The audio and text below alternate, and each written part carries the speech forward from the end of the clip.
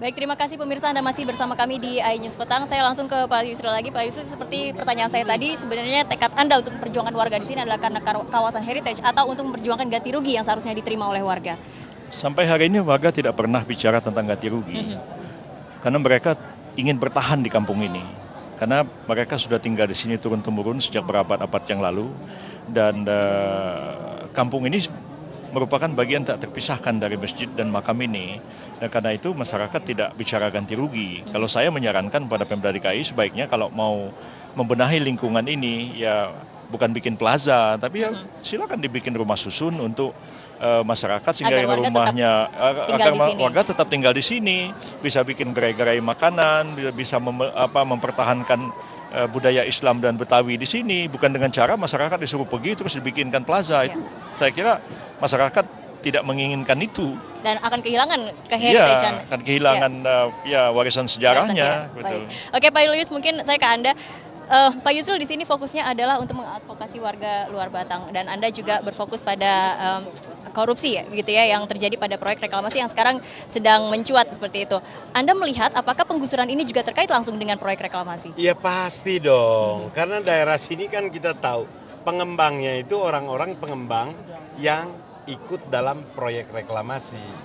Saya lihat gubernur kita ini membangun Jakarta bukan buat rakyat miskin, nggak ada lagi tuh.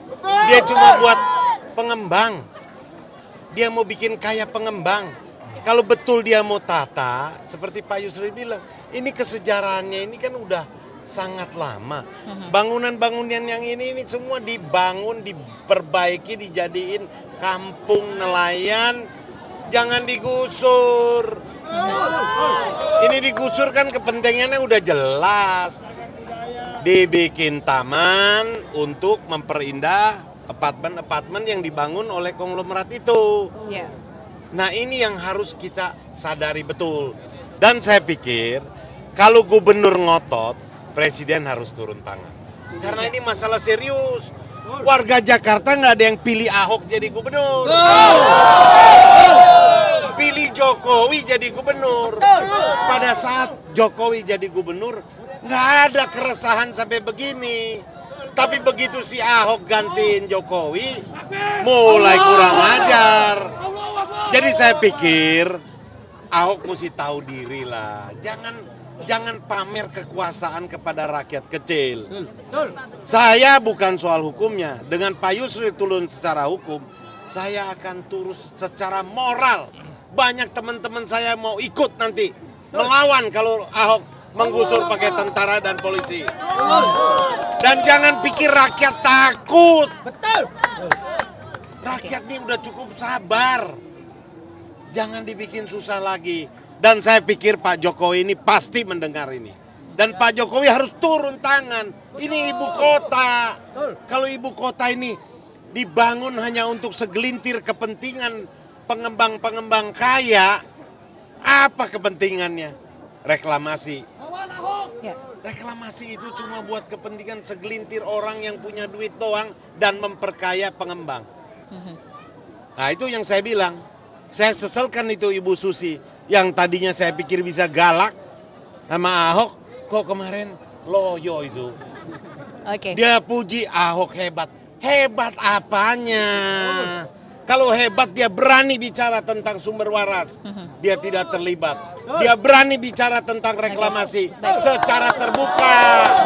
Baik, artinya Anda melihat ada permainankah di sini antara Pemprov dan juga pengembang-pengembang yang memiliki itu proyek? pasti. Tadinya saya bingung. Ini ada apa kok? Semua rumah-rumah kumuh itu harusnya dia bina, dia perbaiki jadi kampung-kampung yang manusiawi. Karena saya punya pengalaman, Jaya Suprana punya anak buah itu, dia terima duit sama Jokowi 36 juta untuk memperbaiki rumah. Tapi begitu zaman Ahok, dia terima peringatan untuk ngosongin rumah. Ini ada yang salah. Nah ini yang harus dilawan. Dan untuk itu saya datang ke sini. Kalau hukumnya udah ada Pak Yusril. Dan satu hal perlu dicatat.